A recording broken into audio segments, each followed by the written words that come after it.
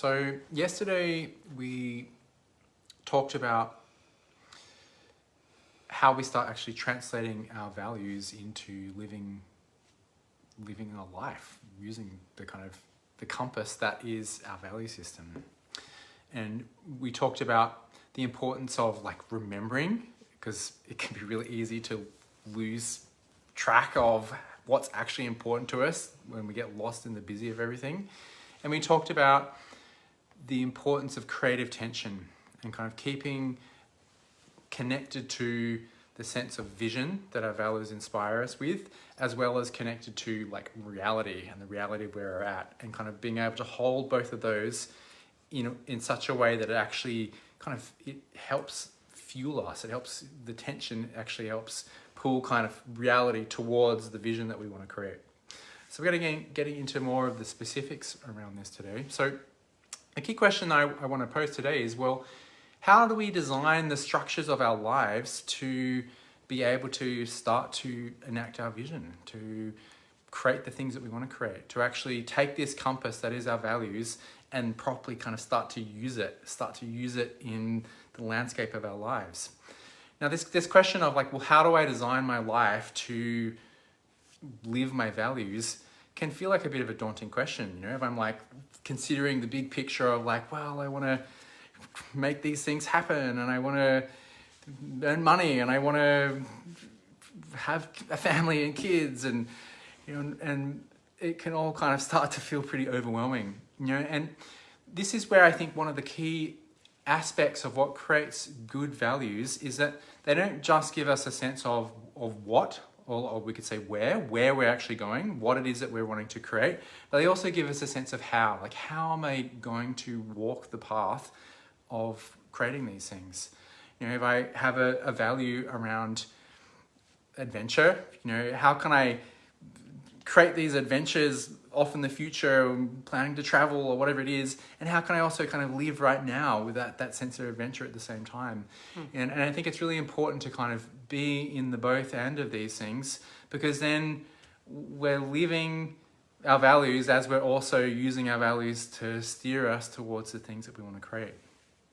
Let me pause there and see if there's anything you want to add to that. You're doing good. Let's keep going. Okay, sweet. Yeah. So the other, I think, key aspect of starting to design our lives around our values is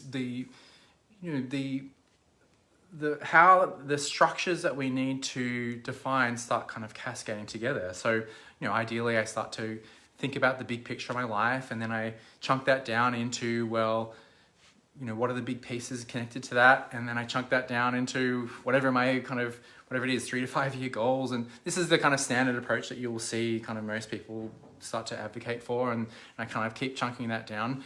Now, I think there's a lot to be said for those types of structures, and I think they're important, but it's also well, how the heck do I know?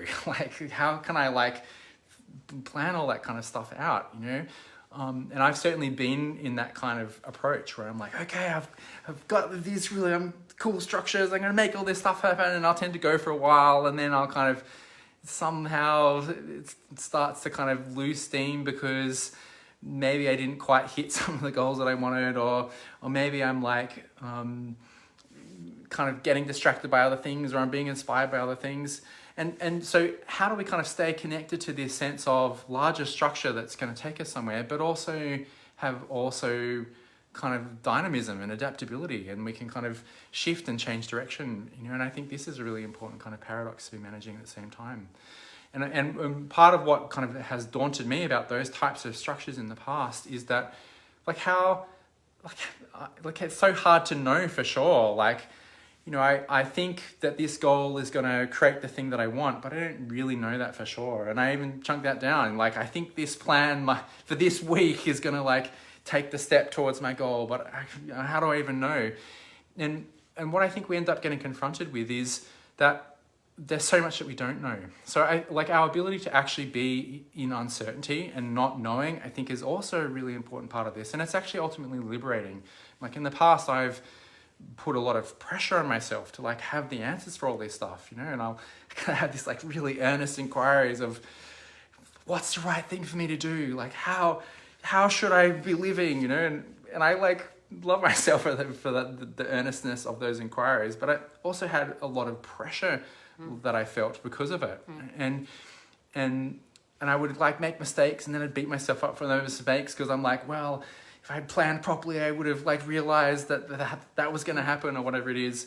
And over time, what was a really important learning for me is to be able to kind of embrace not knowing, and to kind of, yes, there's ways that we can improve our ability to anticipate and so on, but not knowing actually is really liberating because it frees me up to experiment, you know, and I think this territory of being able to experiment with, you know, how do I even articulate my values, and how do I even define what the goals that are going to help me realize my values are. You know, if I kind of let myself be in this place of, well, I think it might be this, but I don't know for sure, but I'm going to give it a go, and I'm going to use it as kind of a hypothesis and kind of have a playful attitude of like trying it on, you know, and in doing so, as long as we kind of keep paying attention and we keep asking ourselves, well, you know, is this what is actually important to me, or is this action that I'm taking actually seemingly helping me realize what's important to me? You know, as long as I'm paying that attention, then you know, I will keep evolving my sense of what my values are, like, or how I articulate them, or what they actually look like. So this then speaks to kind of this process of, well, here's my vision, here's reality. How do I kind of keep iterating between the two? Here's the structure is kind of what I think might help kind of bridge them. And how do I keep kind of going, well, did that work? And, you know, if not, why not? And what might I pivot? So, you know, so our ability to kind of pivot and keep kind of paying attention and checking with ourselves, I think, is a really, really important part of all of this. And then, of course, like part of what the liberation is in embracing not knowing is also not going into perfectionism. I don't have to get it exactly right, you know. And actually, a lot of these types of processes you can do quite quickly. I can jot down a list of the things that are really important to me, and it mightn't be complete, and I mightn't have worded it exactly right. And I'm like, okay, well, if that's what's really important to me, you know, what does that mean? What kind of goals might I set for myself, and what kind of habits might I build, and so on. Thanks for getting us power, or running low on power. Yeah, no worries. Yes, you know, we've got someone saying that it's really helped holding a playful attitude. And yeah, there's a way that, you know, for me, I can't help but look at things through a parts lens, and it comes back to me, where it comes back to for me is who is creating the plan within me from inside of my inner committee. Who is it that is creating this plan? And is it the one in me that's open to learning? And because if it's the one in me that's open to learning, then there's a lightness afoot. There's a curiosity, and there's certainly not a feeling of emergency. There's a feeling of creativity, that if this doesn't work, something else will. And there's just a lightness and a spaciousness to it. So I think that's a key thing to look out for. And that if you're not feeling that, to return to regulate first, because plans and structures that are created from the thoughts that belong to the parts of us that are there for self-preservation are, let's just say, going to be missing a lot of important data. And the data is going to be skewed somewhat because it's looked at through a lens of self-protection. And then there's the creating habits that are, you know, I wrote a post today about, it's not, we're not, you know, these lives are not just about the kind of these big values that are our core values that are kind of, for some of us, our desire to change the world values, or, you know, lifelong values. What about the values, the things that we value? What about in our day-to-day living where we're putting our attention? And so another kind of lens on creating structure is to have a look currently at how you're spending your resources now, being your time and your energy, and your money, and look at the structure that currently exists, whatever that is. And there is some type of structure, and look at, like, let it be distinct for you, let it become clear how you spend for now your resources, your time, your energy, and your money. And then check out, are these things my priority? And they might be for now. You know, and this is where I think that it's not a science of like, oh, we could give you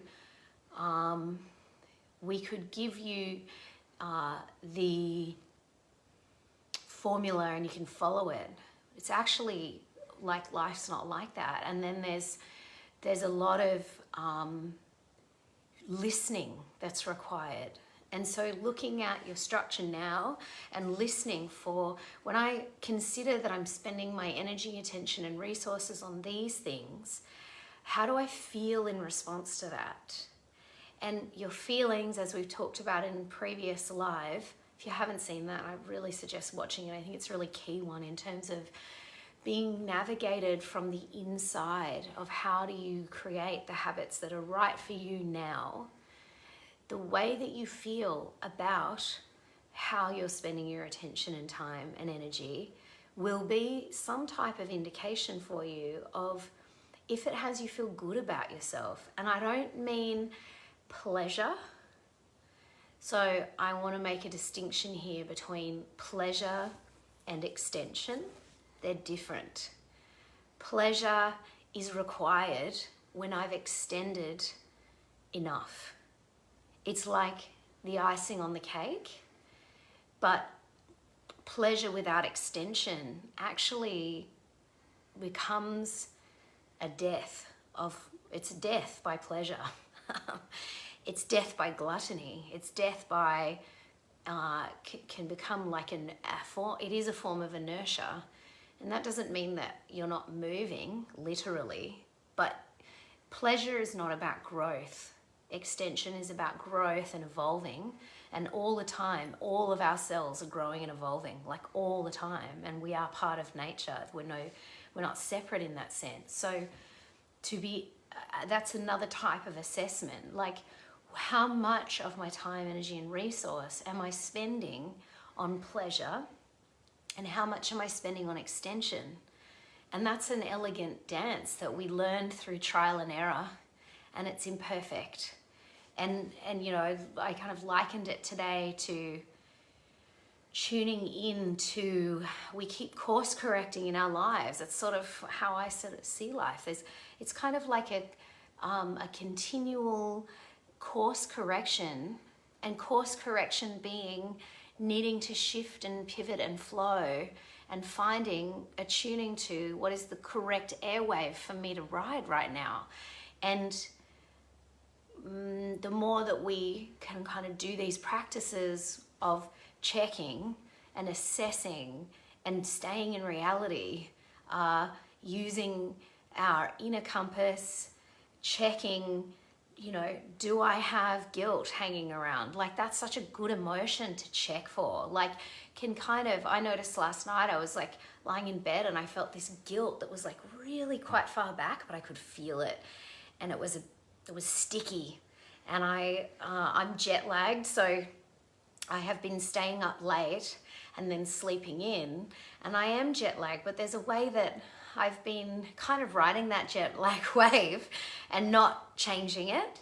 And then that has me in different types of sleep patterns. And then I also notice other things that have slipped a little bit through that type of kind of letting it all hang out.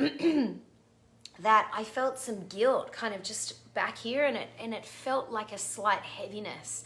And that's so good. I champion for guilt in that emotions Facebook Live that we did, because it's actually just like, guilt's an opportunity. It's like the best. It's such a beautiful awakening to becoming more our conscience around our values and our conscience around whether we're living from that.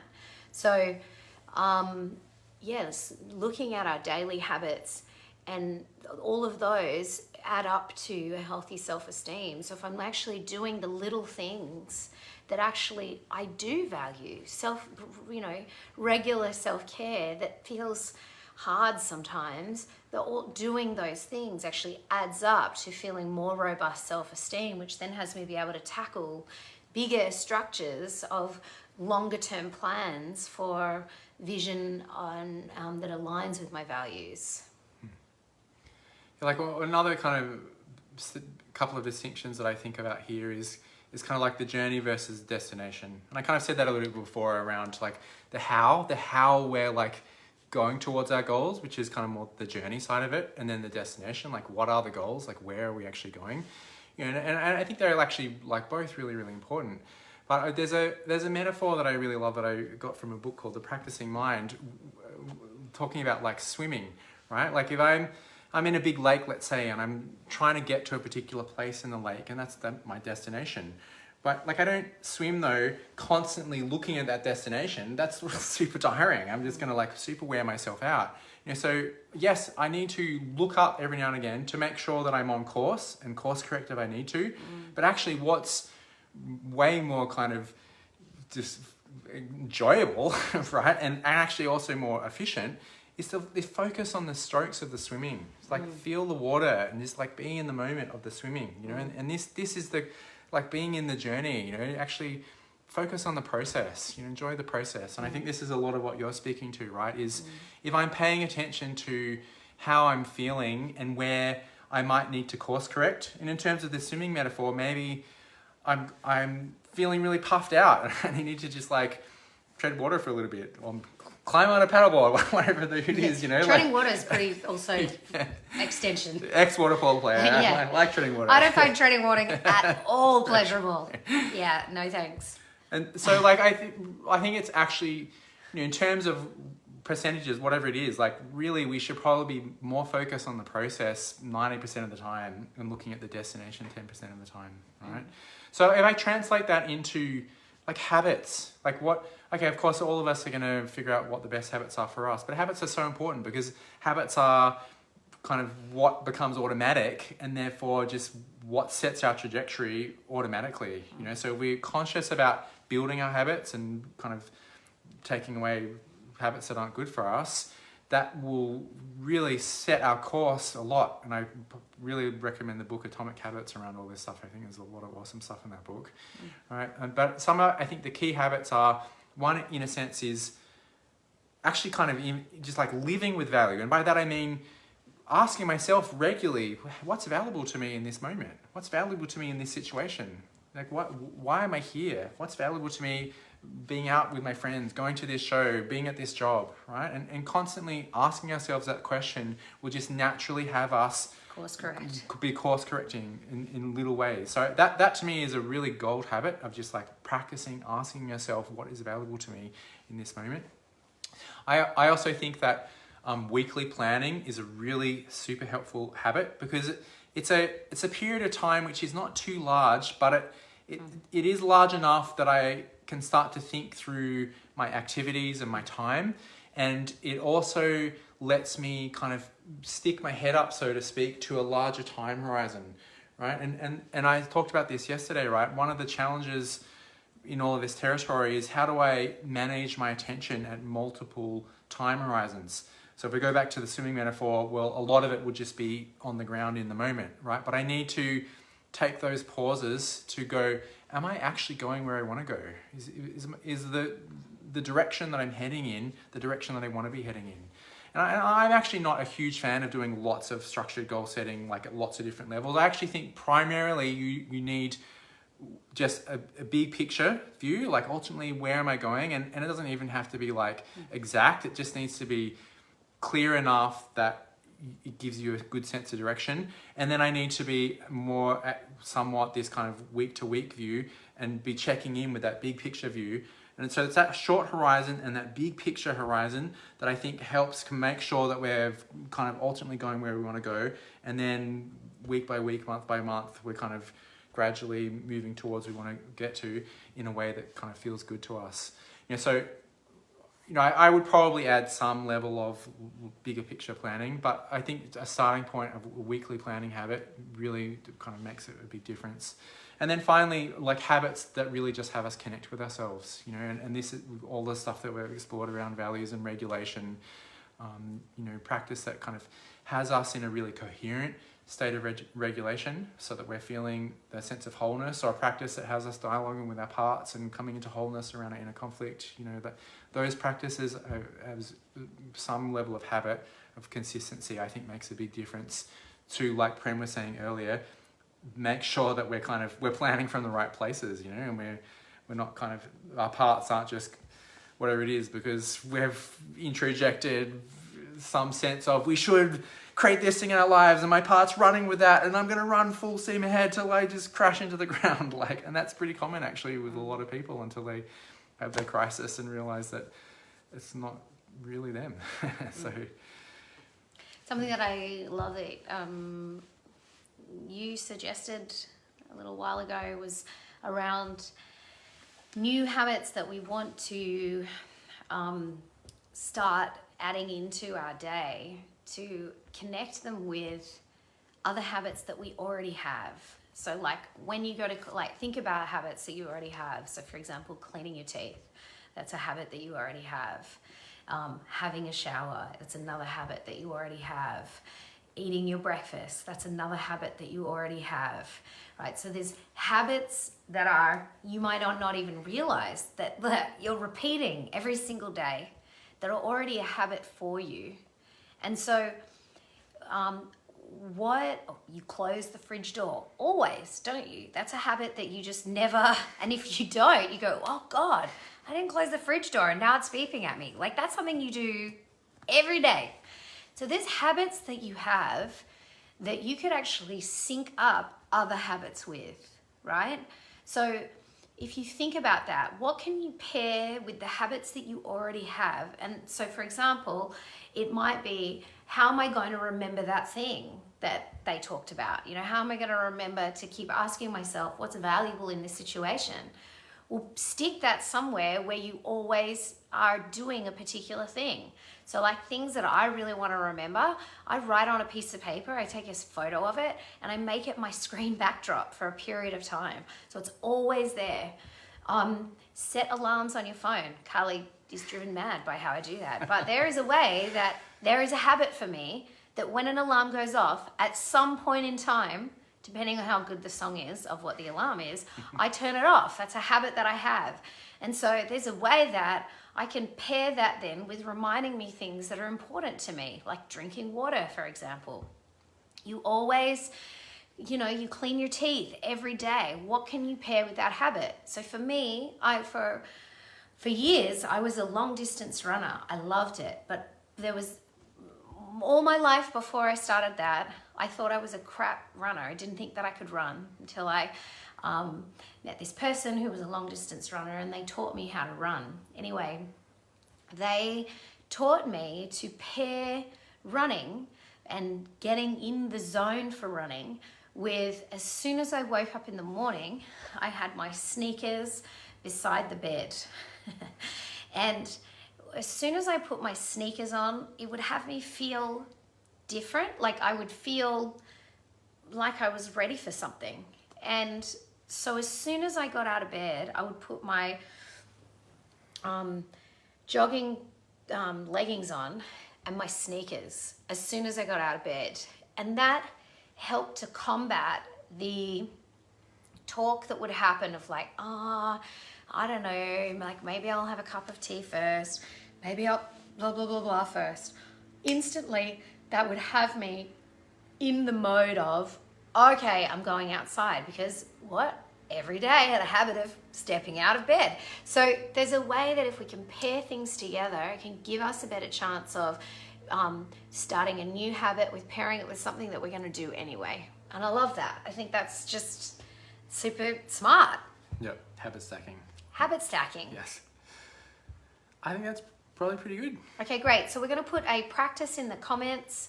as we do with all of our days other than the overview days. So if you want to have a practice that you can get your hands in the mud and start to build habits for yourself, we will be facilitating that practice and posting it in the comments once it's recorded to YouTube. So that'll be in about an hour.